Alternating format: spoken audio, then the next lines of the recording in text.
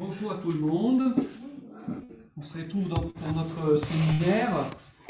Avant d'introduire notre invité d'aujourd'hui, que je remercie, donc Anthony Mazur, et je vous propose que on fasse comme d'habitude notre petit tour de table pour que vous vous présentiez aussi à notre invité. Ça, c'est devenu un peu une sorte de... Ça fait partie du rituel, hein. Et donc c'est intéressant parce que comme vous êtes tous et toutes sur des projets assez spécifiques, je pense que c'est intéressant aussi pour nos intervenants d'apprécier la diversité de vos approches, quoi. Donc, Très bien, eh bien. Bonjour Valentin, commissaire d'exposition, et content d'apprendre avec un parcours en design en fait, c'est pour ça que étudiant sur questions de fiction et installation vidéo, disons pour le commissariat. Voilà. très bien. Donc c'est le master Artec. Donc, ça je ne l'ai pas vu. Merci Valentin. Bonjour, moi je m'appelle Inès, j'ai fait une licence Infocom département hypermédia avant, et du coup là je suis en première année à Artec avec comme projet, je m'intéresse à l'impact des espaces virtuels, dont les métaverses, sur des questions géopolitiques. Super.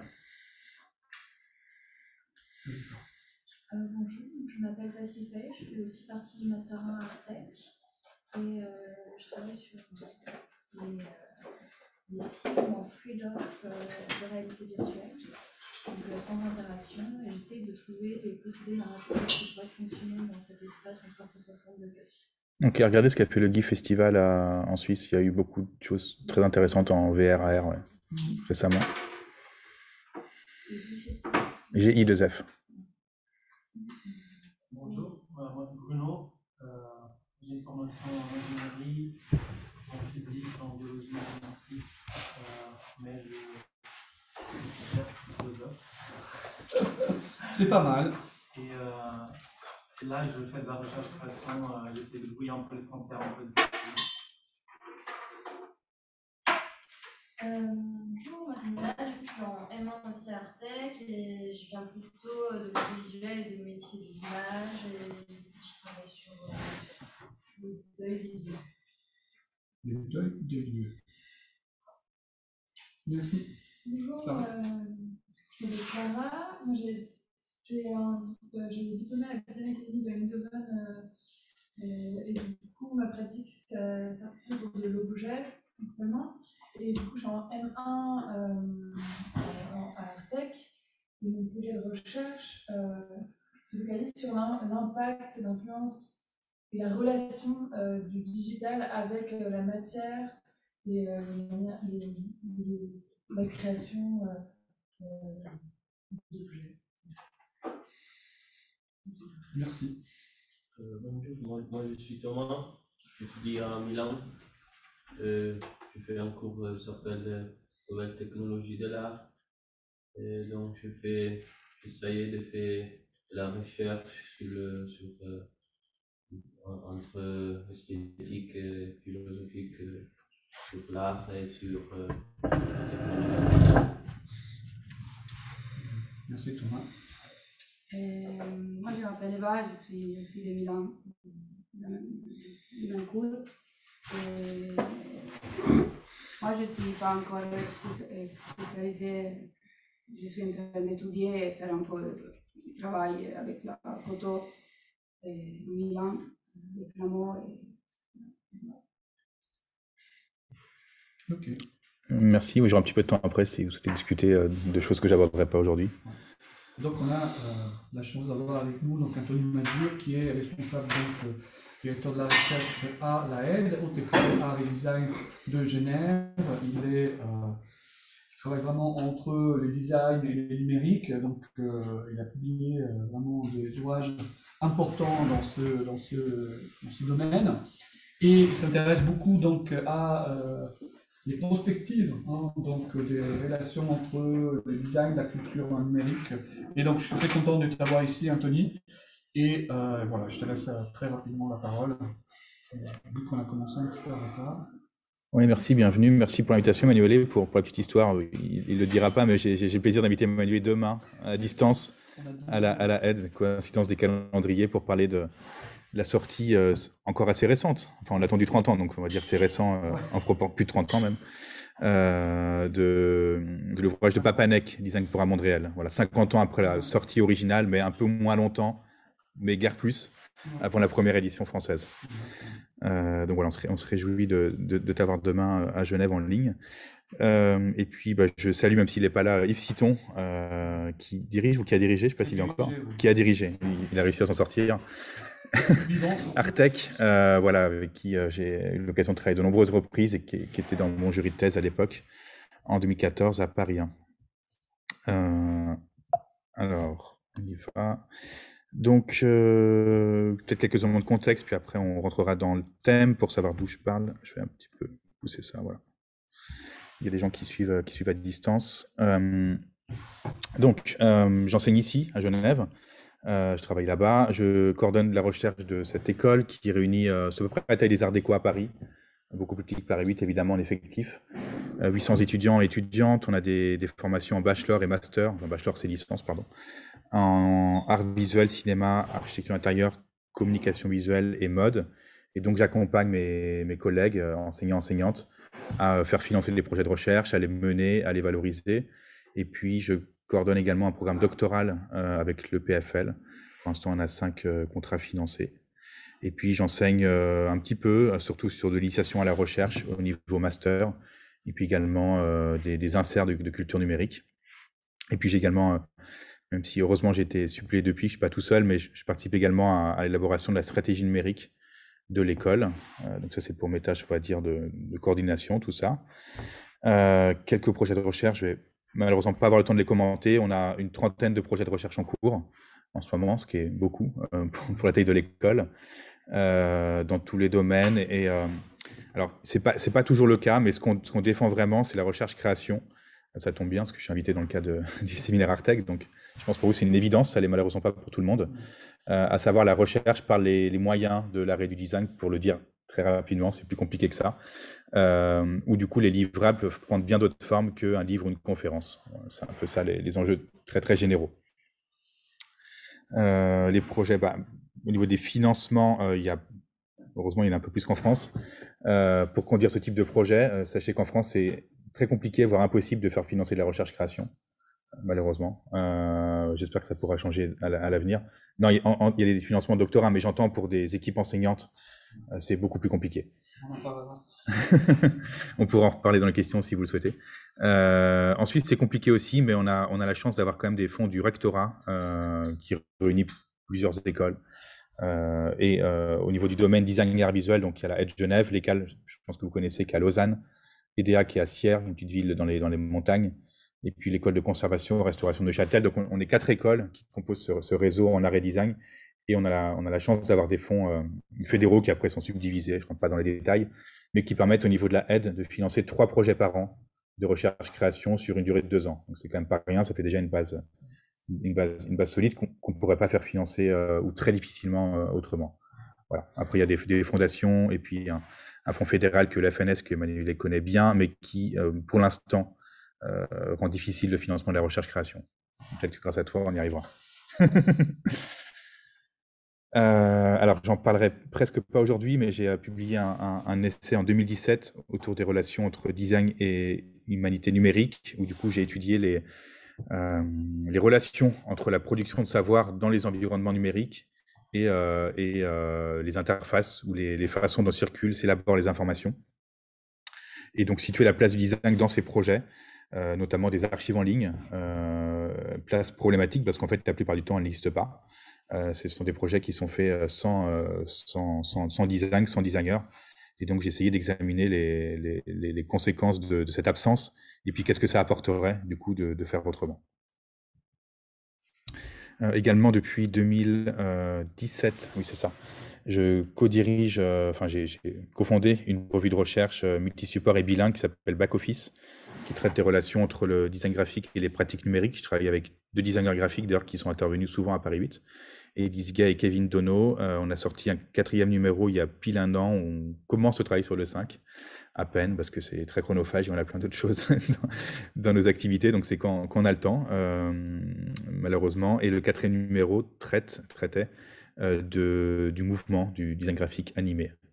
Et donc c'est une revue qu'on voit comme une passerelle du coup entre les cultures de design francophones et ce qui se passe aussi à l'étranger, d'où le côté bilingue. Voilà, il y a aussi une version en ligne en open access, donc les 3 premiers numéros sont en accès libre et sous licence libre, et le 4e numéro est payant et sera libéré quand sortira le 5e. Au niveau de mes propres projets, j'en ai, en faisant la liste, ça m'a paru un peu excessif, mais voilà, c'est coïncidence des agendas, c'est trop, faites pas ça, c'est une mauvaise idée. J'ai 5 projets de recherche en tant que requérant, c'est-à-dire que j'ai déposé et fait financer moi-même. Il y a d'autres projets où j'interviens beaucoup plus ponctuellement et où j'aide d'autres personnes. Je parlerai aujourd'hui uniquement du 5e, mais je vais quand même juste dire trois petits mots des autres.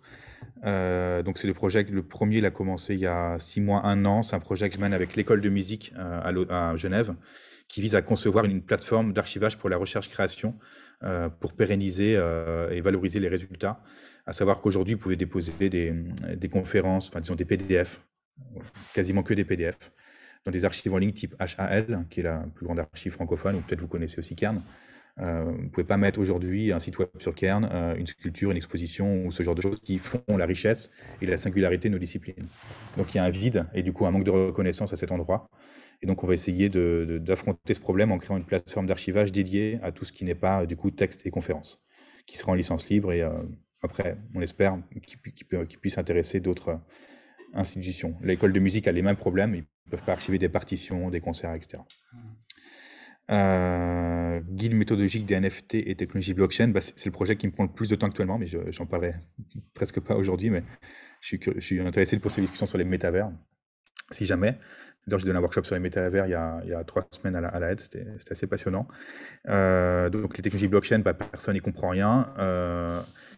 Pour le dire très rapidement, ça va bien au-delà de l'aspect monétaire, notamment avec les NFT, donc ces certificats qu'on peut attacher à des fichiers numériques, qu'ils soient artistiques ou non. Les personnes qui comprennent ne savent pas représenter les choses, et les personnes qui ont des compétences de représentation ne comprennent pas. Donc du coup, on a un déficit d'intelligibilité. Et donc l'objectif de ce projet, et à vrai dire, il est assez basique, assez simple à comprendre, c'est de créer un guide, un lexique bilingue et un kit visuel de schémas, de diagrammes, de pictogrammes à destination du corps enseignant et étudiant pour du coup comprendre comment fonctionnent ces technologies et leurs enjeux pour l'avenir des métiers. Donc ça, on espère avoir quelque chose à vous montrer avant l'été, ou en tout cas pendant l'été à peu près. Tout ça sera en licence libre. Enfin, je ne vais peut-être pas dire licence libre surtout, mais considérer que tout ce que je fais est sous licence libre. Voilà, ce sera plus simple si je le dis comme ça. Le 3e projet est assez concret également. C'est parti d'un constat. C'est qu'en tant que responsable de la recherche, je dois faire des budgets prévisionnels. Et puis, on produit également des budgets, une fois que le projet est fini. On rend des rapports financiers et scientifiques, donc en francs suisses, ou parfois en euros, même si on n'a pas trop à faire à ça en Suisse. Et pour l'écologie, il n'y a pas l'équivalent. Et donc, ça m'a paru comme une évidence de dire, il y a peut-être un problème, c'est qu'au niveau de l'écologie, j'ai déjà dépassé mon temps de parole. Au niveau de l'écologie, il n'y a pas l'équivalent de ça. Et je suis persuadé qu'à l'avenir, on demandera aux chercheurs et chercheuses, il n'y a pas de raison aussi de participer à l'effort climatique. Et du coup, mais une fois qu'on a dit ça, comment on fait? Et aujourd'hui, il y a des calculateurs carbone qui existent, c'est des outils à l'ergonomie atroce, je n'ose pas vous montrer des captures d'écran, et qui demandent une expertise très poussée, ce qui fait que si Paris 8 de faire un bilan carbone, l'université va devoir mandater une agence spécialisée, ça va coûter très cher. L'agence va rendre un bilan PDF et après repartir, puis on les rappellera dans 1 an, 2 ans ou 5 ans. Donc la connaissance n'est pas partagée, il n'y a pas de prise de conscience en interne de ce qui se passe. Du coup, on va faire l'opposé de ça. On a l'ambition de créer un calculateur open source qui soit directement utilisable par les porteurs de projets, directeurs, directrices, enfin à peu près tout le monde, pour faire des devis très facilement avec une ergonomie très conviviale carbone et de pouvoir mesurer en aval ce qui a été fait. Et du coup, avec des jeux de data vise, de représentation d'informations, pour avoir un aperçu des consommations, si on met des repas végétariens ou pas, si on prend l'avion ou pas, qu'est-ce que ça donne en termes d'impact en temps réel. Donc ça, on espère aussi avoir un prototype ces prochains mois. Quatrième projet avec un enjeu diplomatique important au niveau suisse romand, un cycle de conférences. C'est pas tout à fait un projet de recherche, mais en tout cas, on va dire que plutôt ça sert à diffuser des résultats de la recherche. Un cycle de conférences de culture numérique pour le corps enseignant. Ça, il y a un enjeu de formation continue. J'aimerais en conclusion, par rapport au titre du séminaire Technologie critique, c'est qu'aujourd'hui, voilà, vous êtes enseignant-enseignante, vous êtes formé éventuellement à ces métiers à un instant T. Les métiers vont changer 10 fois jusqu'à la fin de votre carrière. Du coup, comment on fait pour se tenir à jour? Bon, là, c'est une réponse basique, sans doute insuffisante, mais voilà. Il faut bien débuter. Donc, c'est un cycle de 12 conférences de culture numérique où, sur une pause du midi, on explique en 25 minutes les métavers, la réalité augmentée, etc., avec une réalisation vidéo assez poussée pour une rediffusion sur YouTube. Donc, c'est vraiment le minimum d'effort et d'essayer de condenser en un temps court des connaissances basiques. Parce que, simplement, par exemple, moi, j'ai des collègues enseignantes, voilà, c'est tout à fait normal, hein, mais qui décrochent par rapport à des enjeux que portent les étudiants et étudiantes. Et dernier projet, celui dont je parlerai aujourd'hui, Design et Machine Learning, l'automatisation au pouvoir, qui traite du coup des risques et opportunités des intelligences artificielles. Alors ici, j'ai mis Machine Learning, je reviendrai là-dessus, sur les métiers de la création. Voilà, pour les projets en cours, ça fait quand même un paquet. Alors, on rentre dans le vif du sujet, sur le contexte du deep learning, d'où ça vient, qu'est-ce que c'est, comment ça fonctionne. On revient un petit peu dans le temps, en 97, oui, je parle en Suisse, j'ai pris le pli. Ici, une scène iconique où du coup le champion d'échecs russe, alors c'est l'actualité, je n'ai pas fait exprès, Garry Kasparov est battu par un programme informatique développé par IBM qui s'appelle Deep Blue. Et du coup, voilà, c'est la mise en scène du champion vaincu par la machine. Scène a priori similaire, je dis bien a priori, en 2017, où du coup un champion coréen de Go se fait battre par un programme développé par Google. Et pourtant, ça n'a rien à voir. Pourquoi ça n'a rien à voir? Parce que ici, le programme calcule tous les coups possibles et du coup est capable de savoir lequel sera le plus favorable pour remporter la partie. Dans le Go, c'est impossible de calculer tous les coups parce qu'il y a trop de pions, tout simplement. Aujourd'hui, on n'a pas assez de puissance de calcul pour pouvoir anticiper toutes les possibilités. C'est impossible. Du coup, il faut élaborer un type de programme très différent où on ne va pas essayer tous les coups possibles, mais on va élaborer une stratégie qui va permettre d'arriver à la victoire. Autrement dit, il faut créer un programme qui soit capable d'apprendre par lui-même et de s'améliorer par essai-erreur. C'est ce qu'on appelle du coup l'apprentissage automatique, machine learning, ou deep learning, qui est une sous-catégorie du machine learning, qui fonctionne à base de réseaux de neurones. Je vous explique ça juste après. Donc ça n'aurait pas été possible, on n'aurait pas pu avec la méthode de Deep Blue, et d'ailleurs c'était un défi pendant de longues années, arriver à battre un joueur très avancé de Go, qui sont les dames chinoises, hein, si vous ne connaissez pas le jeu. Alors comment ça fonctionne? On va prendre un objectif a priori simple, on veut identifier si une photo, ou une image en tout cas, contient un chat. Alors, qu'est-ce que c'est un chat? C'est compliqué. Définir un chat en termes visuels, parce que bien sûr, il y a des yeux, des pattes, mais il peut être de travers, il peut être retourné, les poils peuvent être rasés, peuvent être plus longs, il peut y avoir d'autres animaux à côté. C'est hyper compliqué, du coup, de définir des règles fixes de ce qu'est un chat ou ce qu'est pas un chat. C'est impossible, en tout cas, ça ne marchera pas sur plein d'images. On a vu un petit peu ça la dernière fois avec Antonio Sommeil sur les machine vision. Donc. Ok, je peux aller vite, ouais. Non, oui. Ouais. Si vous savez déjà, tant mieux. Pas trop vite. Ok. Donc, en gros, un être humain n'est pas capable de dire à une machine ce qu'il faut faire pour connaître un chat dans une photo, si je simplifie le raisonnement.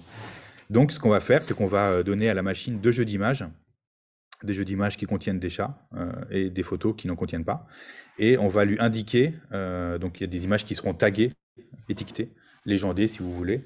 Donc la machine aura la réponse, savoir quelle image contient des chats et quelle image n'en contiennent pas. Donc on a un jeu de données, voilà, avec des images qui contiennent des chats, d'autres qui n'en contiennent pas, et les réponses. Et on a un autre jeu de données avec des images de n'importe quoi, peut-être des maisons, des chats ou toute autre chose. Et en fait, la machine va comparer les deux jeux de photos. Il en faut des milliers, des millions pour que ça marche bien. Plus vous en avez, mieux c'est. Et en fait, va apprendre d'elle-même, apprendre avec des gros guillemets, hein, pas du tout apprendre à la façon d'un être humain. Qu'est-ce qui, du coup, fait que telle image était légendée ou pas? Et donc, elle va découper l'image en vecteurs, donc en coordonnées géométriques, Et de là, elle va essayer, alors là, par exemple, il y a un œil, mais un œil pour une machine, ça veut rien dire. C'est uniquement des coordonnées géométriques, c'est quelque chose d'abstrait, qui ne fait pas de sens pour un être humain. Donc il faut bien garder ça en tête. Et du coup, ben, elle va élaborer des sortes d'étapes, donc des couches. C'est pour ça qu'on parle d'apprentissage profond, parce que plus il y a de couches, plus c'est profond. Et par des jeux d'essais-erreurs, elle va elle-même élaborer un programme, écrire un programme informatique qui, une fois appliqué à n'importe quelle image, va permettre, avec un taux de réussite assez important, de savoir si un chat est ou non présent dans l'image. Donc c'est un peu compliqué à expliquer, mais ce qu'il faut retenir, c'est que contrairement à la programmation traditionnelle où des êtres humains du coup rédigent, écrivent un ensemble de règles pour arriver à un résultat, ici c'est très très différent, c'est la machine qui elle-même écrit le programme pour arriver au résultat. Donc l'être humain lui donne de la nourriture, des jeux de données, et la machine se débrouille avec pour écrire le programme. Ce qui fait qu'on peut savoir si ça fonctionne ou pas, on peut mesurer le taux de réussite, parce qu'un être humain est capable de reconnaître s'il y a un chat ou pas, donc on peut mesurer le taux d'erreur, mais un être humain est incapable de savoir comment la machine parvient à ce résultat, ce qui a des conséquences assez importantes de ne pas savoir comment ça fonctionne. Est-ce que c'est à peu près clair ou est-ce que j'essaie de réexpliquer autrement? Ça va? Alors, c'est appliqué dans plein de choses, ce type de technologie. Donc, ça date je ne l'ai pas situé historiquement, pardon. Il y a plein d'étapes dans les IA, mais le deep learning date des années 2010 environ. Les principales applications, c'est dans la reconnaissance d'images. Donc, j'ai évoqué les animaux ici de façon un peu plus sordide dans la reconnaissance faciale. Mais du coup, c'est le même principe, hein, avec des nez, des bouches, même si ça n'a pas de valeur sémantique de parler comme ça pour une machine. Et puis, les spams, par exemple. Dans votre boîte mail, vous avez un anti-spam, sans doute. Cet anti-spam fonctionne avec ce type de technologie, parce que là, encore une fois, c'est très compliqué, voire impossible, d'élaborer des règles, vu que les spammers vont tout le temps modifier la graphie, l'expression écrite, etc. Donc, il n'y a qu'une machine qui peut traiter des jeux de données aussi importants. Voilà, là, une autre représentation de couches par étape pour traiter une opération donnée. Voilà, ici on voit un peu plus le principe des coordonnées géométriques appliquées cette fois à des animaux. Donc je pense qu'Antonio Somaini a parlé de ça, de la vision machinique, donc je ne vais pas m'attarder là-dessus. Donc, une fois que j'ai essayé de définir en très grosses lignes ce qu'est le deep learning par rapport à la programmation traditionnelle informatique, ce qui va m'intéresser maintenant et surtout aujourd'hui, c'est comment c'est investi, ou pas d'ailleurs, dans les champs de l'art et du design. Alors, on va remonter dans le temps avec cet exemple, enfin remonter doublement, parce que c'est un exemple qui s'appuie sur une œuvre d'art très ancienne. Microsoft qui en 2018 a présenté ce projet, The Next Rembrandt, qui visait à concevoir, à inventer ou à produire un nouveau tableau à la façon de Rembrandt. Un tableau que Rembrandt aurait pu peindre, mais qu'il n'a jamais peint. En quelque sorte, du coup, Microsoft a fait digérer à une machine, du coup, l'ensemble de l'œuvre de Rembrandt, et la machine a appris à concevoir des tableaux à la façon d'eux. Autre œuvre un peu similaire. Je peux passer? Non, tu peux montrer ton point de vue, mais oui. Juste vous vous souvenez, Antonio nous en a bon, parlé. Tant mieux, je vais passer vite. Même façon, voilà, ici, c'est pas... C'était quand, The Next Rembrandt? Même année, 2018. Ouais, même année que celle-là. Donc ici, une vente célèbre, ça a fait la une à l'époque des médias, de dire, voilà, une IA peut être artiste. On reviendra après si on peut parler comme ça, je pense pas.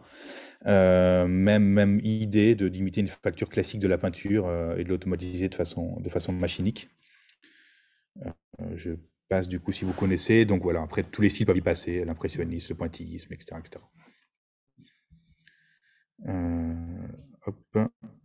Donc, on arrive à cette question. Qu'est-ce que ça veut dire du coup cette emphase ou cette domination? Il y a d'autres choses possibles, hein, mais en tout cas, majoritairement, les usages du machine learning dans l'art sont des usages d'imitation. Donc, qu'est-ce que ça veut dire du coup pour l'art et comment l'histoire de l'art peut nous aider à comprendre cette tendance de l'utilisation mimétique du machine learning? Alors, on va remonter cette fois vraiment dans le temps, fin 19e avec le mouvement de l'académisme, qui du coup à l'époque visait à revenir à un style, disons, classique de facture créature classique plus proche de la Renaissance ou d'inspiration, disons, grecque et romaine.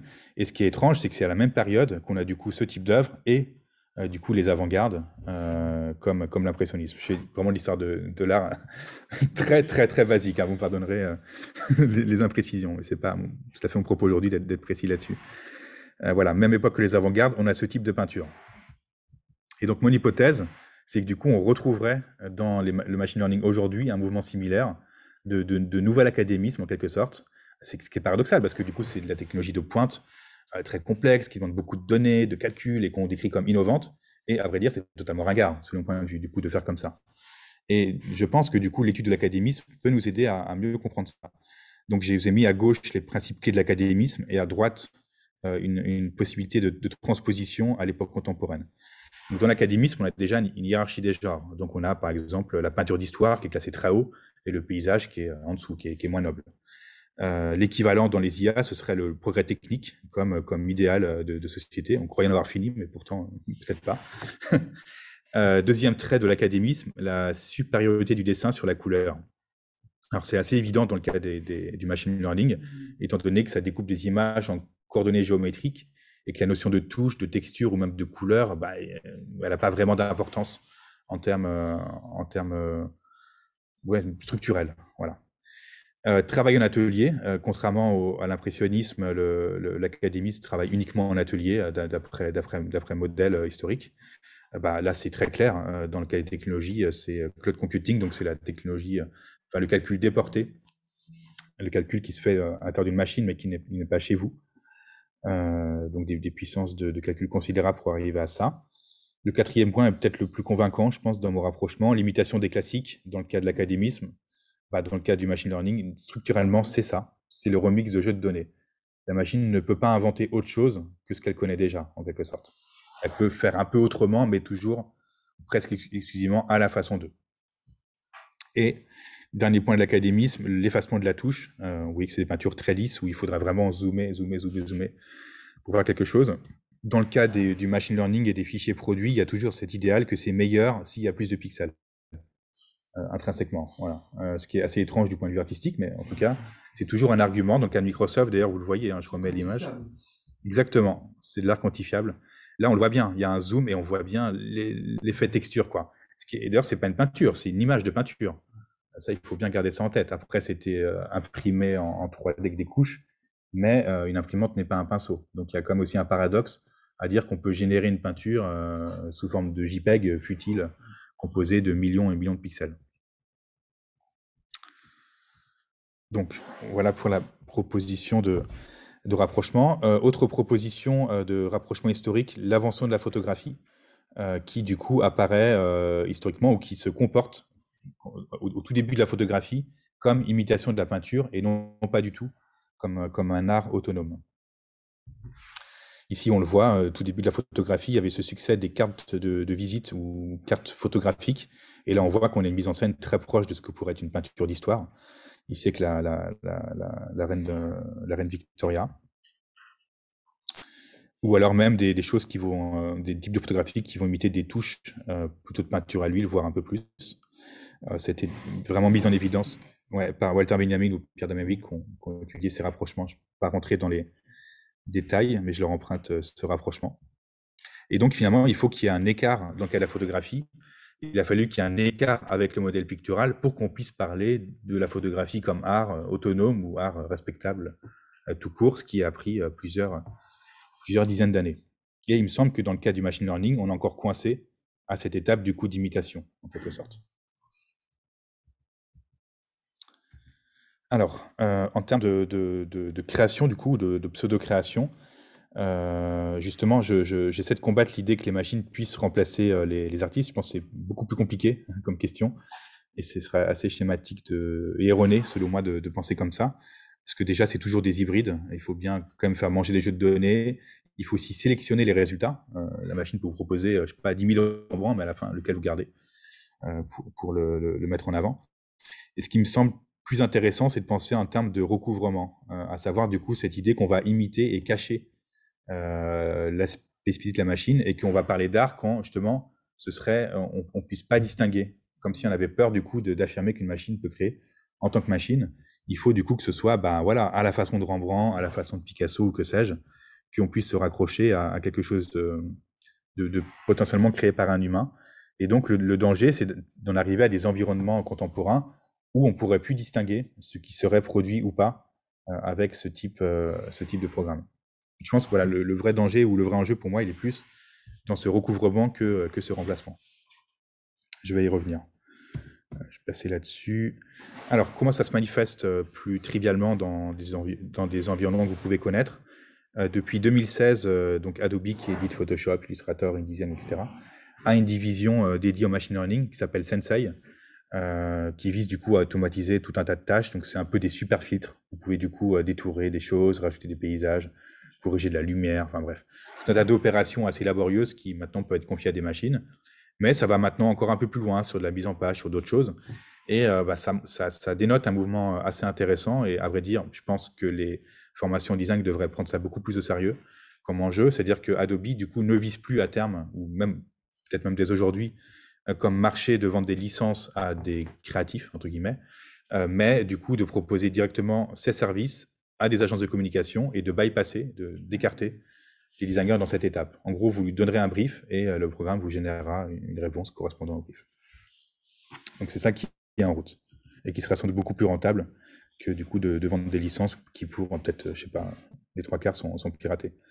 Autre exemple, feu exemple, parce que le service malheureusement a disparu, ou heureusement, ça dépend du point de vue, The Grid qui du coup visait à automatiser la création de sites web. Vous lui donniez des contenus, images, textes, et le service générait une interface adaptée à votre contenu, et de façon plus surprenante, vous pouvez même alimenter votre site web en nouveaux contenus. Donc, vous pouvez vous générer un blog et générer des articles au fur et à mesure. J'ai pas pu le tester à l'époque parce que c'était trop cher. Mais voilà, le service a disparu. Oui. Je pense que ça marchait pas. Je pense que c'était vraiment du fake. Mais je peux pas vous l'assurer parce que j'ai pas pu le tester. Voilà. Ça donnait des choses, en tout cas même dans leurs vidéos, ça donnait des choses assez vite stéréotypées. Et je pense que si c'était trop cher, à mon avis, par rapport au marché. Je pense que ça reviendra, mais dans des choses plus bas de gamme. D'ailleurs, ça revient ici. Ça existe. Wix, qui est un générateur de sites web, qui du coup a annoncé, il y a déjà, c'est déjà vu, ce que je vous montre, il y a 6 ans, une division du machine learning pour automatiser, pareil, la conception de sites web, qui génère, c'est une sorte de super template. Donc ça donne des choses assez vite stéréotypées, mais à vrai dire, c'est pas si problématique que ça, parce que pour la plupart des clients, c'est ce qu'ils cherchent.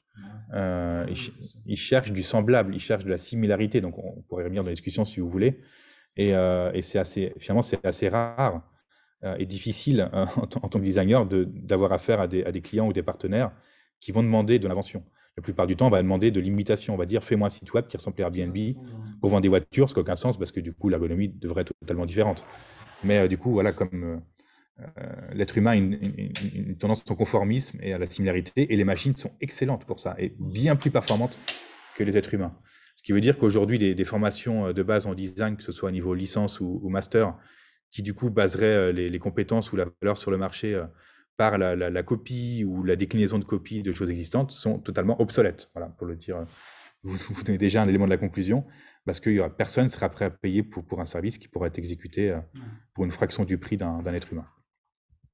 Autrement dit, un conseil que je peux vous donner, c'est de positionner, si ce n'est pas déjà fait, vos compétences sur des choses qui ne sont pas automatisables. Voilà, je pourrais vous donner quelques exemples des choses qui ne sont pas automatisables pour vous donner de l'espoir.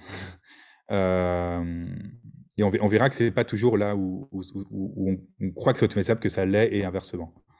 Par exemple, c'est plus facile d'automatiser l'enseignement que d'automatiser le ménage d'un bâtiment. Pour vous donner un exemple un peu paradoxal. Paraît-il qu'il faudra 50 ans pour qu'une machine apprenne à plier les draps d'un lit. Alors, je reviens dans la création. Ici, dans le champ de la mode, 2016, pareil, un exemple déjà ancien. Zalando, donc ce site de vente en ligne, qui travaille avec Google depuis pas mal de temps. Alors, je ne suis pas sûr que ce soit sur ce projet-là exactement, mais voilà, qui avait mis en ligne un jeu de formes, de sprites, d'assets, d'éléments visuels, qui du coup peuvent après être entraînés. Là, on est vraiment dans la matière première, dans la nourriture pour les machines. Et donc, avec ces jeux de données de vêtements, on pouvait après générer d'autres vêtements, mettre des motifs, des textures, etc. analyser les tendances et générer des chaussures que vous voulez. Et du coup, de permettre après des rotations très très rapides, comme la marque chinoise Shine, je ne sais pas si je prononce bien, qui du coup voilà, change quasiment de collection chaque semaine. Et ça, c'est possible que grâce à ce type de technologie, ou d'hybride en tout cas, humain-machine. Dans le champ un peu moins convaincant, parce que c'est plus compliqué, le champ des objets tangibles, là on est plus dans l'idée comment dire, de calculer des enjeux structurels de force, ce qui donne des objets assez étranges, qui du coup semblent comme déconnectés de la vie sociale humaine, où du coup seule la fonctionnalité structurelle aurait été prise en compte, et pas du tout les autres aspects qui font la richesse de champs comme le design. Alors, mécanisation ou automatisation, dans le titre de ma conférence, je fais référence à un ouvrage que je vous conseille, qu'il faudrait peut-être que tu réédites, Emmanuel, si tu peux. On y travaille. Voilà, je crois que je n'en avais parlé, ouais. C'est écrit de Guédion, donc un peu de patience, Emmanuel s'en occupe.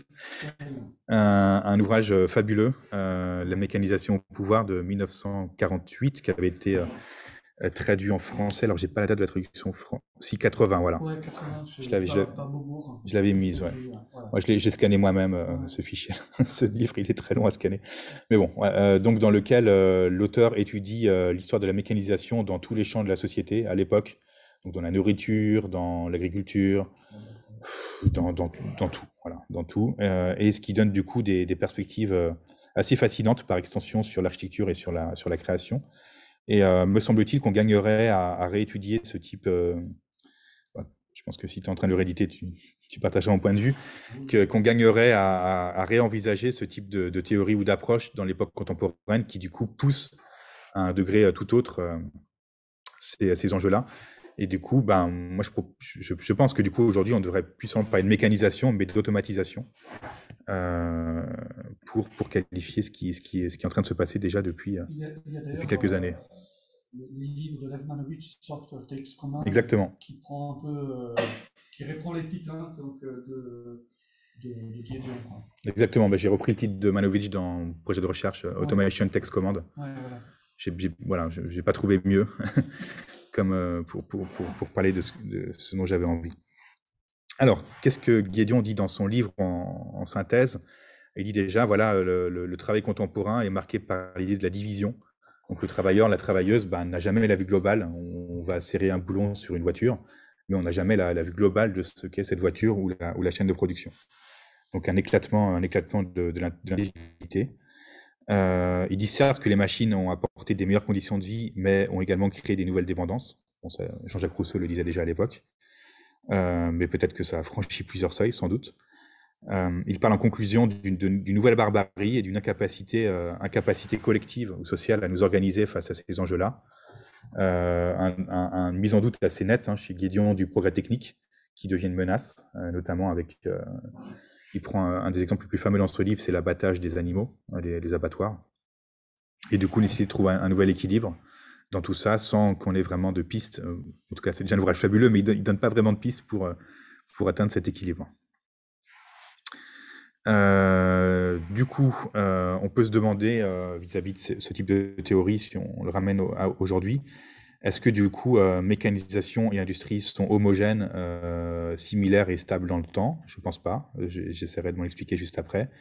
Et du coup, si on veut sortir de ces risques-là, de cette barbarie, comment on peut travailler non pas pour les machines, c'est l'image de la traduction française avec Chaplin, qui devient un élément de la machine, mais comment on peut travailler avec ces machines-là, plutôt que de les détruire. C'est un peu la voie que le design se sera fixé historiquement, si on fait de l'histoire du design à très grands traits. C'est ce que dit du coup Pierre-Damien Huyghe, qui revient sur la photographie et qui dit que du coup l'enjeu c'est de trouver des chemins avec l'industrie, et que donc c'est le rapport à cette industrie qui peut du coup faire art, ou en tout cas nous aider à aller de l'avant. Je paraphrase rapidement. Je vais passer là-dessus. Voilà, ici une image de Guédion sur... C'est le gros problème du livre, c'est qu'il y a 800 illustrations. Ouais, et en plus là c'est une réédition partielle, d'un chapitre dans Azimut que j'ai mis à l'écran, qui a été commenté par Pierre-Damien Huyghe sur les abattoirs.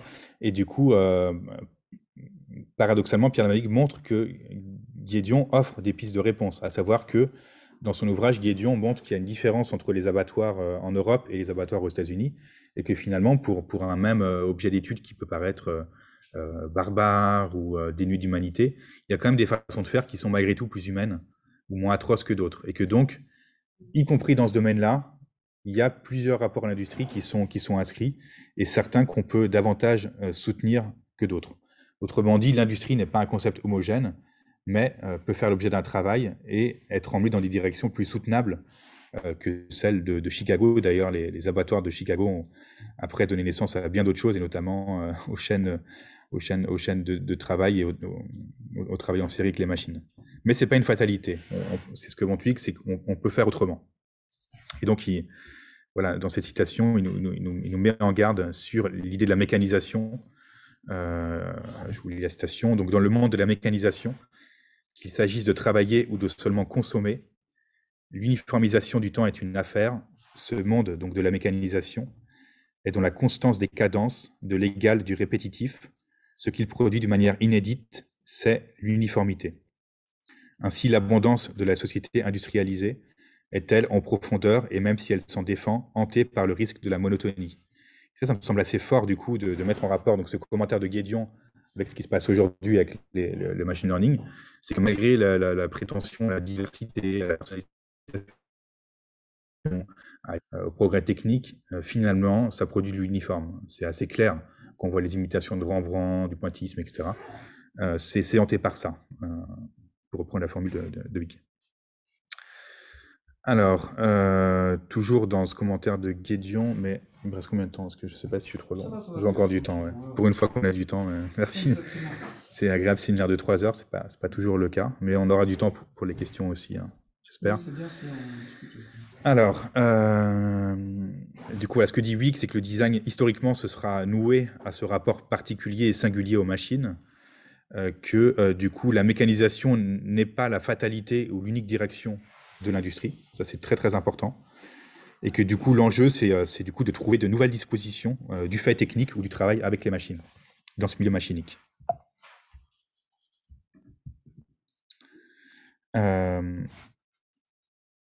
Également une citation de Frank Lloyd Wright que j'ai reproduite, que donne Huyghe. Comment obtenir de ces impressionnantes machines artisans ce qu'elles peuvent faire de mieux et comment trouver les rythmes de la forme. Et en quelque sorte, les exemples que je vous ai montrés avant du machine learning, c'est des formes qui sont sans rythme, ou des formes presque sans forme, ou de l'uniforme, en quelque sorte. Mais ce n'est pas une fatalité, et du coup, des démarches, tout le mouvement moderne, entre autres, mais pas seulement, du coup, aura lutté contre ce risque de l'uniformité. Et donc voilà, donc l'enjeu que j'aimerais essayer de penser avec vous, c'est d'essayer de penser le machinique sans l'automatisation, en quelque sorte. Ce qui est difficile, parce qu'on a tendance à faire une symétrie entre les deux, mais je pense que ce n'est pas une fatalité. En tout cas, qu'il faut travailler pour que ce ne soit pas une fatalité. Donc si on le reformule maintenant de façon plus explicite, comment on peut travailler avec le machine learning dans d'autres directions que l'automatisation, et comment on peut échapper à ce risque de l'uniformité. Et on voit, du coup, j'espère vous avoir convaincu, ou montré en tout cas que si on se repenche dans le passé avec du coup cette histoire du design dont j'ai rappelé quelques traits, il y aurait bien d'autres exemples. C'est possible, c'est des défis qui ont déjà été affrontés avec d'autres techniques, avec le verre, avec le béton, avec bien d'autres choses, avec le plastique. Et du coup, il n'y a pas de fatalité à ce que ce ne soit pas possible pour le machine learning. Donc on en arrive maintenant à des enjeux pour le design, j'espère, positifs. Donc je vais essayer de vous proposer 5 axes de travail qui peuvent permettre de dépasser donc, ce risque de l'uniformisation. Alors le premier, il serait en quelque sorte presque ironique, ce serait d'acter ou de révéler que déjà une grande partie de ce qui nous entoure est déjà marqué par l'uniformité ou la standardisation au sens négatif du terme. Donc ici, par exemple, une tentative non, c'est pas le bon lien, mais c'est pas grave, d'automatiser le style du mangaka Osamu Tezuka, donc, qui est le RG japonais qui a publié des dizaines de milliers de planches de manga. Et du coup, un programme, c'est pas le bon lien, je m'en excuse, en 2020 a réussi à automatiser des nouveaux mangas à la façon de Tezuka. Mais comment c'est possible? C'est possible en quelque sorte que parce que le mangaka lui-même s'est robotisé. Donc ce que va mettre en évidence le programme, c'est qu'il y avait déjà dans cet être humain une part machinique dans son travail. Et ça, c'est intéressant du coup d'utiliser des machines pour révéler ce qui est peut-être encore plus machinique que les machines dans des pratiques actuelles ou dans des comportements humains. C'est ce que disait Wilhelm Flusser, d'ailleurs, le philosophe des médias. Il disait que voilà, qu'un jour, on aurait besoin de robots pour nous réhumaniser, parce que du coup, on a tellement intériorisé en termes comportemental le fonctionnement des ordinateurs qu'on devient plus machinique que les machines, et que du coup, les robots pourraient peut-être nous sauver un jour. Autre exemple, dans le champ de la mode, qui est un secteur soumis à beaucoup de copies et de renouvellement accéléré. Ici, donc, l'artiste Robbie Barat a créé une collection factice, une nouvelle collection pour la marque Balenciaga en 2018, et ça a été salué par beaucoup d'experts et d'expertes dans la mode comme plus intéressant que ce que faisait la marque elle-même. Et donc, ce que ça met en évidence, c'est pareil, que la marque s'est déjà automatisée sans le savoir, ou peut-être en tout cas pas de façon explicite, et que du coup, ce que met en évidence Robbie Barat, c'est que c'est déjà le cas, c'est déjà acté, et que finalement, on n'a pas besoin de programmes très coûteux pour produire de la copie. Pareil ici chez Disney. Voilà, je vous montrer quelques extraits. Du coup, c'est une vidéo YouTube qui met en évidence plein de patterns de répétition d'un Disney à un autre.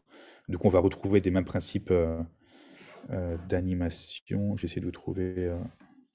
Voilà. Bon, il y a plein d'exemples.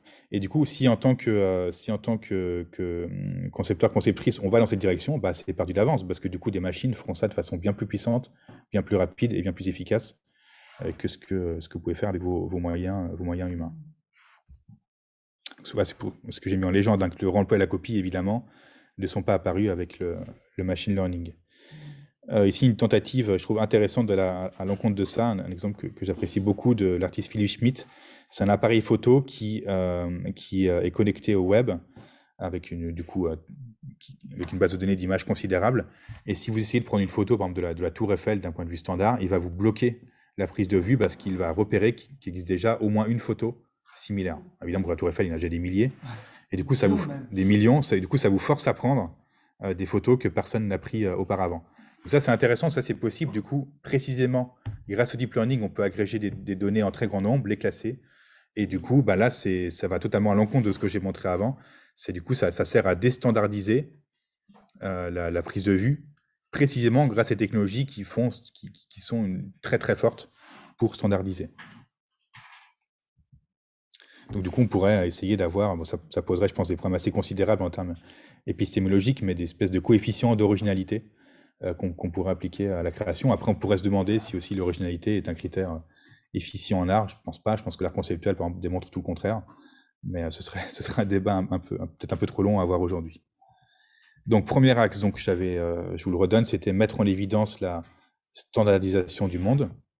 Deuxième axe, donc, générer des nouvelles formes ou des formes hybrides ou chimériques. Ici, je renvoie à un article de mon collègue Nicolas Nova que j'avais fait publier en 2018 dans la revue Back Office, qui traitait du coup des cultures algorithmiques et des enjeux de créolisation ou d'hybridation à l'œuvre. Ça, c'est pas un exemple que cite Nicolas Nova, mais je pense qu'il mérite d'être interrogé. Du coup, je vous ai montré au tout départ l'exemple d'Autodesk avec ses principes structurels de pousser pour pas que ça casse. Et on a ça également maintenant dans les avions ou dans les échafaudages. Mais voilà, moi, j'ai du mal encore à comprendre ou analyser ce type de forme. Alors, je comprends évidemment les calculs qu'il y a derrière dans les grandes lignes, mais qu'est-ce que ça veut dire? Est-ce que c'est vraiment formé au sens social du terme, de baser la forme uniquement sur des contraintes structurelles? Est-ce qu'il n'y a pas bien d'autres aspects dans la vie humaine qui sont importants quand on parle de forme? Est-ce que c'est pas une vision très très pauvre finalement de la forme qui est mise en œuvre ici? Alors, il y a beaucoup de pièces de ce type exposées au Centre Pompidou d'ailleurs ces dernières années de façon spectaculaire. Voilà, je pense que j'ai pas de réponse à ça, mais je vous partage une interrogation ou un doute vis-à-vis de ce type de démarche. Alors, de façon peut-être plus joyeuse, dans les formes hybrides, ici, un travail du collectif d'innovation Predictive Artbot, qui est un programme ou une série de programmes informatiques qui agrège des mots-clés qui ont du succès sur les réseaux et qui, du coup, va générer des espèces de pitch, de slogans, d'œuvres d'art ou de performances ou d'installations fictives. Donc ici, par exemple, un paysage à propos de la dimension algorithmique des biais genrés. Exactement. Transformer les erreurs de code en des performances hybrides, un rituel à propos de la dimension invisible du big data, un sextoy à distance contrôlée. C'est compliqué à traduire ça. Bref. Et du coup, voilà, ce qui est intéressant, c'est que ça donne parfois des propositions artistiques qui sont plus intéressantes que du coup ce que pourraient proposer des artistes installés ou reconnus sur le marché. Et puis du coup, l'effet d'accumulation donne aussi un sentiment de nausée face à la répétition de mots-clés qui vont sonner comme contemporain, artistique, intelligent, ou ce que vous voulez. Et du coup, pareil, il y a une mise en évidence du stéréotype du jargon de l'art contemporain dans cette œuvre que je trouve vraiment très réussie. Autre type d'exemple de l'artiste Mario Klingman. Ici, vous lui donnez une image d'entrée, une image de sortie, et le programme va vous élaborer une timeline fictive en quelque sorte, basée sur des critères uniquement formels. Donc, comment on passe de ça à ça, et du coup, la machine va calculer les étapes entre les deux, en se basant du coup sur des collections prises dans les musées du monde entier. Donc, c'est une sorte d'histoire de l'art absurde par les formes qui est proposée ici et que je trouve voilà, c'est assez intéressante comme exemple d'hybridation ou d'espèce de chimère, de créer des liens qu'un historien d'art pourrait pas penser, quoi, en quelque sorte. À partir des images. Exactement. Là, on donne juste l'image d'entrée et de sortie et calcule les étapes entre. Il a pioché dans tous les musées du monde pour essayer de trouver une généalogie. C'est le titre de cette œuvre ? X Degrees of Separation. Ah mince, c'est coupé, hein, j'avais pas... Ouais. Fais attention, en fait, toutes mes jambes sont coupées depuis tout à l'heure. Je suis désolé pour vous. Moi, j'ai Mes slides seront en ligne à l'issue de la conférence, mais j'ai tout bien légendé, je vous assure, mais je n'avais pas fait gaffe que c'était coupé. Peut-être je peux réduire ma fenêtre sinon. Voilà. Si je fais ça, peut-être... voilà, je vais mettre en plus petit. Il fallait me le dire avant, désolé. Alors, autre exemple de forme chimérique, hybride, que je trouve assez passionnant de deux personnes qui ont mélangé la conception chinoise de la production industrielle avec le design des pays du Nord. Donc, pays du Nord, pensez Ikea, on va faire simple. Et Chine, c'est Shenzhen, donc c'est un peu l'usine du monde qui produit à peu près tous les appareils électroniques qu'on connaît. Et le principe chinois, c'est de faire des choses uniquement parce qu'elles sont possibles. Donc, on va faire un drone qui fait machine à café ou que sais-je. Du coup, qu'est-ce qui se passe si on mélange cette abondance de biens technologiques avec des principes formels des pays du Nord? Ça donne ce type d'objet. Donc ici, une chaise en contreplaqué où on peut recharger différents appareils électroniques. Ici, un contrôleur de jeux vidéo en céramique waterproof, un chandelier à téléphone. Et donc, ce qui est intéressant, c'est que le programme va piocher dans des bases de données type Alibaba, qui est le Amazon chinois, des pièces séparées, créer ces objets en quelque sorte fictifs, mais met à disposition les plans de construction dans un répertoire GitHub, et du coup les objets peuvent vraiment être commercialisés plus tard. Voilà. Donc ça donne du coup des choses assez inattendues et pourquoi pas intéressantes à regarder. Et donc là on voit que la machine, du coup, on prend deux jeux de données existants, on copie, mais l'association des deux copies donne quelque chose d'assez surprenant et intéressant, qui me semble en tout cas bien plus pertinent que du coup l'histoire de Rembrandt en 2018. D'ailleurs, c'est fait la même année, les deux projets. Je vais passer celui-là. Troisième axe, donc deuxième axe, c'est les formes hybrides. Troisième axe, les failles et incohérences des technologies. Donc c'est un peu l'idée d'étudier ce qui dans le progrès technique fait problème ou relève d'ambiguïté. Ici, donc un travail artistique très simple dans sa mise en scène, où du coup on perçoit dans des cases, dans des boîtes, l'idée d'un ordre, mais on n'arrive pas à savoir de quel ordre il s'agit. Est-ce que c'est par les couleurs? Oui, on a l'impression, mais c'est pas tout à fait clair. Est-ce qu'il y a des exceptions? Est-ce que c'est par les formes? Est-ce que c'est par l'échelle? Est-ce que c'est par la matière? On ne sait pas trop.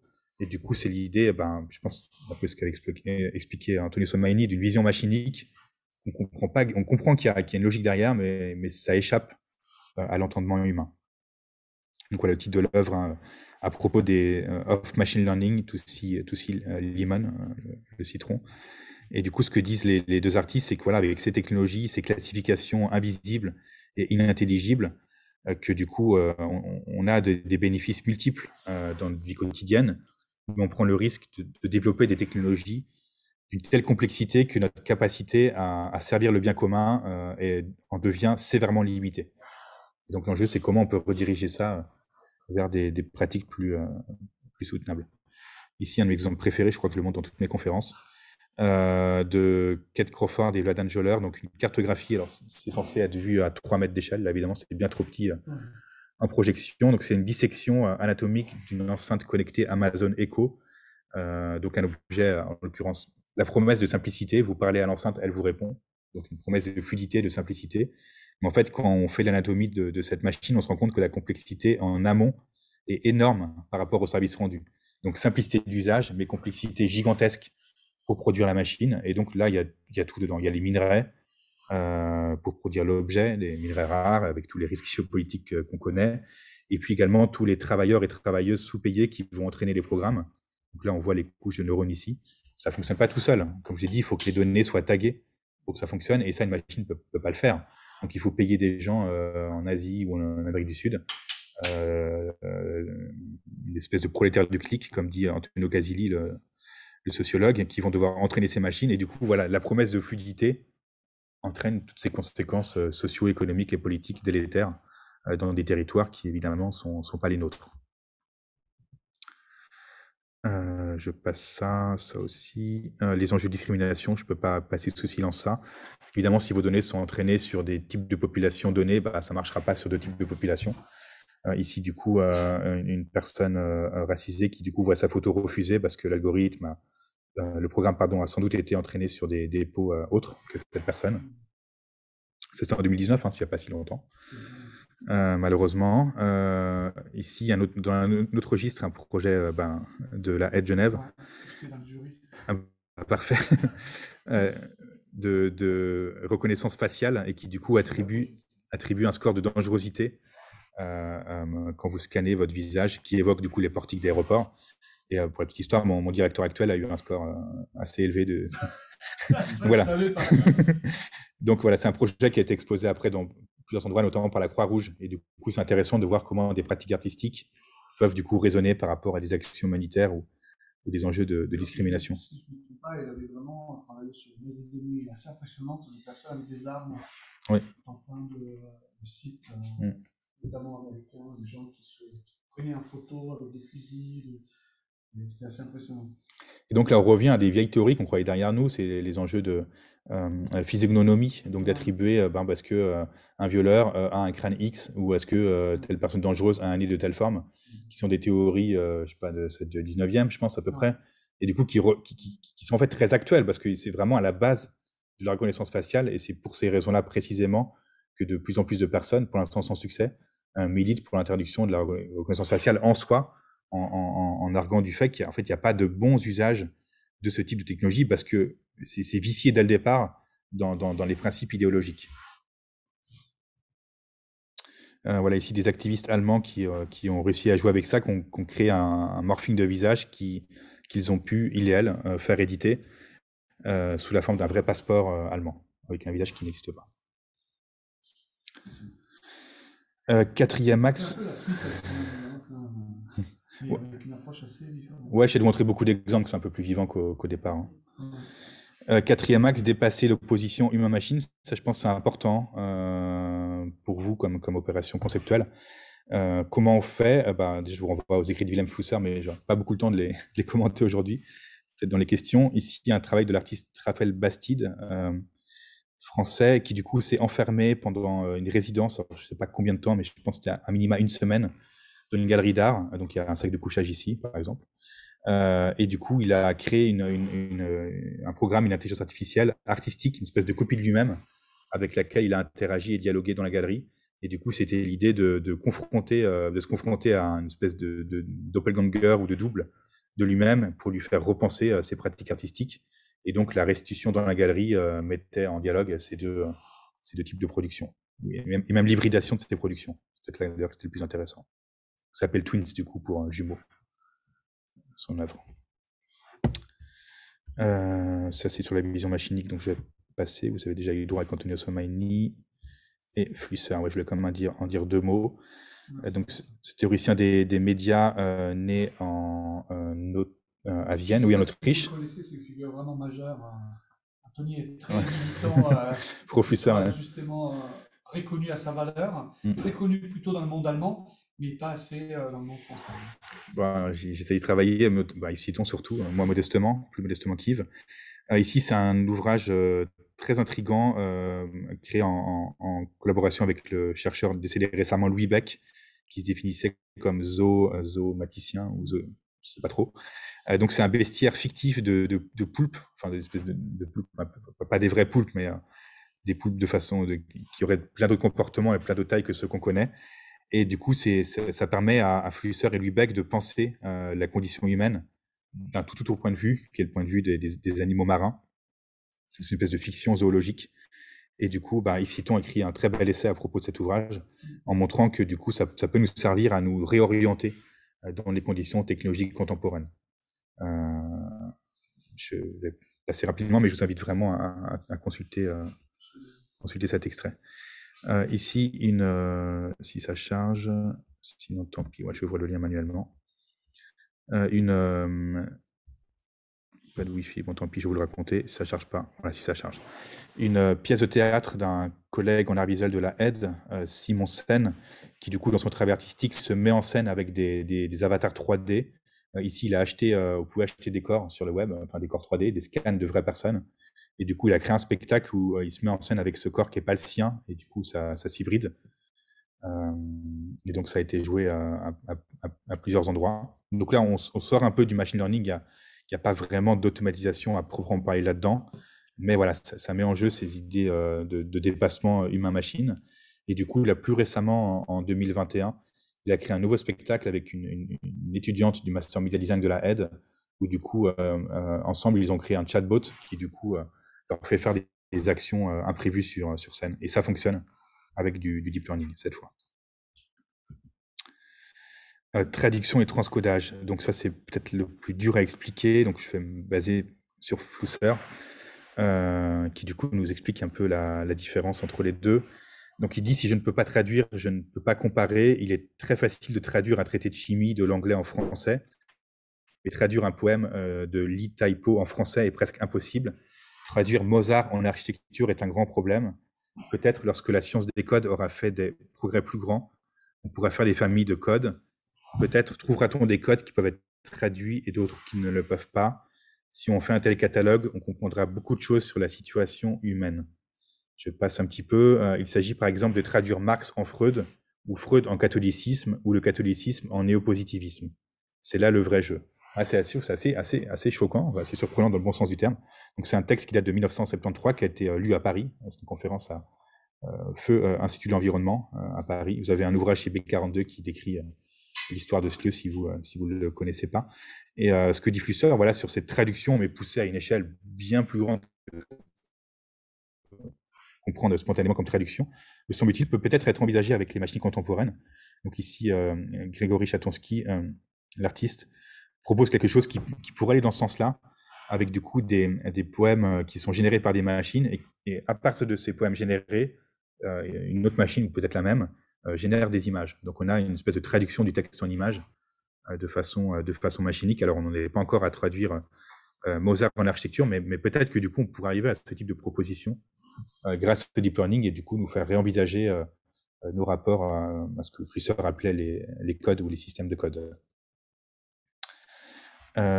Autre exemple que j'ai pris dans mon institution, dans le Master Media Design, un workshop qui a été donné il y a 2 ans déjà, sur les intelligences artificielles, où du coup les étudiants et étudiantes du Master devaient imaginer collectivement à quoi pourrait ressembler un studio de design graphique du futur.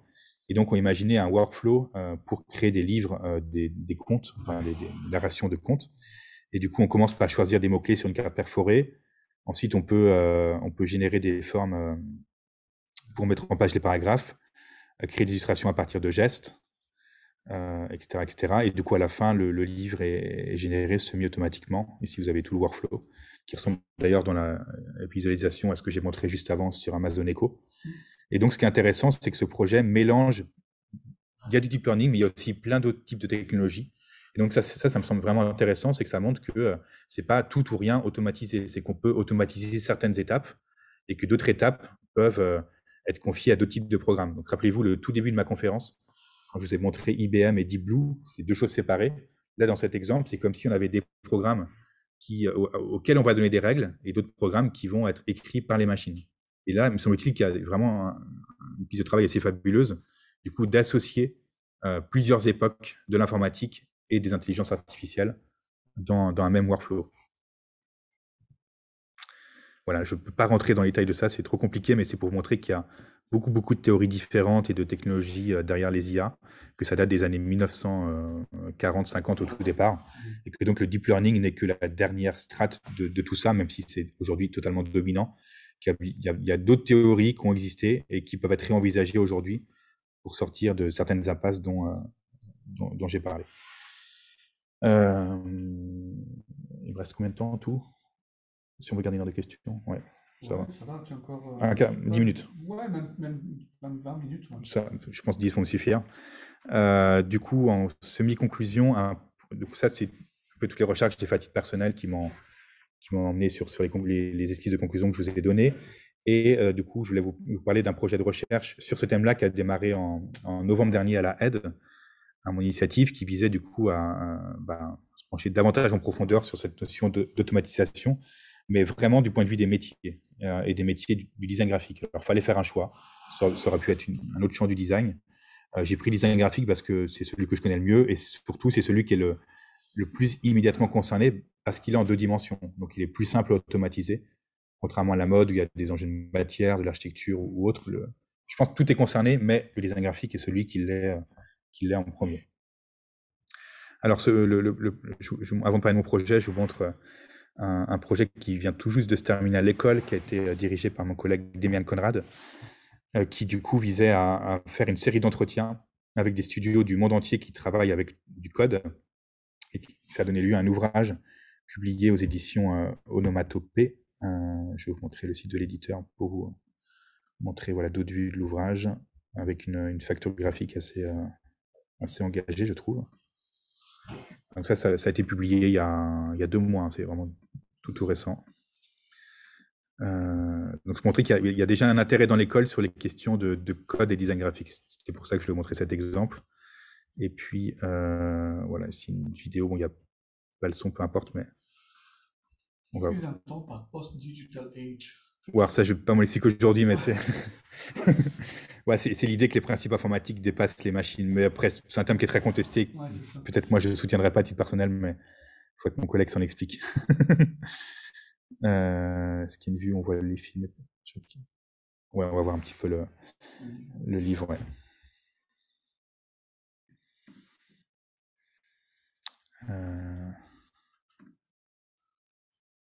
Parce que du coup, il y a des algorithmes aussi qui ont été appliqués dans le livre pour mettre en rapport plusieurs contenus de façon sémantique. Donc ça peut aussi être une façon de créer des liens sémantiques entre différents entretiens, d'automatiser des logiques avec des termes récurrents ou des divergences sémantiques. Ouais, bon, la vidéo explique tout ça. Je vais passer pour avoir le temps de discuter avec vous. Donc voilà, donc j'en arrive au projet que moi j'ai déposé, que j'ai fait financer. Donc c'est un financement HES-SO, donc c'est les hautes écoles spécialisées dont la aide fait partie. C'est les fonds du rectorat dont j'ai parlé au tout départ. Un projet sur 8 mois, c'est des projets exploratoires qui permettent de tester des idées et après, pourquoi pas, de trouver d'autres financements pour les poursuivre de façon plus ambitieuse. Donc l'intuition, le point de départ du projet, c'était que du coup, le machine learning était présent déjà depuis plusieurs années dans les pratiques de design, mais surtout pour faire des choses à grande échelle, de l'automatisation, comme je vous ai montré avant. Et qu'est-ce qui se passerait si on prenait le contre-pied de ça et parce qu'aujourd'hui, les design graphiques, c'est pas des gros studios, majoritairement, c'est des indépendants, des 2 à 3 personnes dans les studios. Et comment serait possible d'envisager le machine learning sur mesure et à petite échelle pour ce type de studio, sur mesure. Donc le projet va prendre la forme d'une série d'entretiens. C'est un projet que je conduis avec 2 collègues, Alexia Mathieu qui est responsable du Master Media Design et Douglas Cédric Stanley qui est chargé de cours dans ce master, qui est développeur et designer.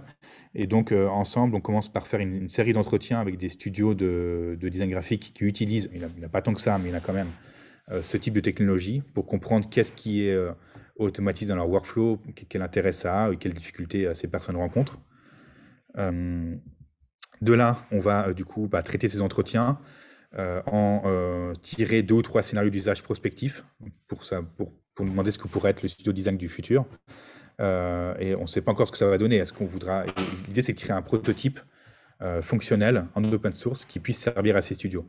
Donc là, on est encore à l'étape des entretiens, donc je ne peux pas vous dire quelle piste on va prendre, mais peut-être ce sera un outil pour faire de la grille. Là, il y a quand même des choses qui ressortent sur le passage 2D et 3D qui sont assez intéressantes. Donc, comment on peut, à partir d'une image 2D, créer de la 3D ou inversement. Et ça, c'est très compliqué sans machine learning. Donc Douglas est déjà en train de travailler sur un Blender, qui est un outil 3D open source qu'on peut programmer pour du coup faire ces passages entre 2D et 3D. L'objectif de ce projet, c'est de mieux saisir les risques et opportunités du machine learning pour les designers graphiques et d'engager une démarche de recherche-création pour du coup passer à l'échelle ou montrer que c'est possible d'aller dans d'autres directions que l'uniformisation que j'ai dénoncée auparavant.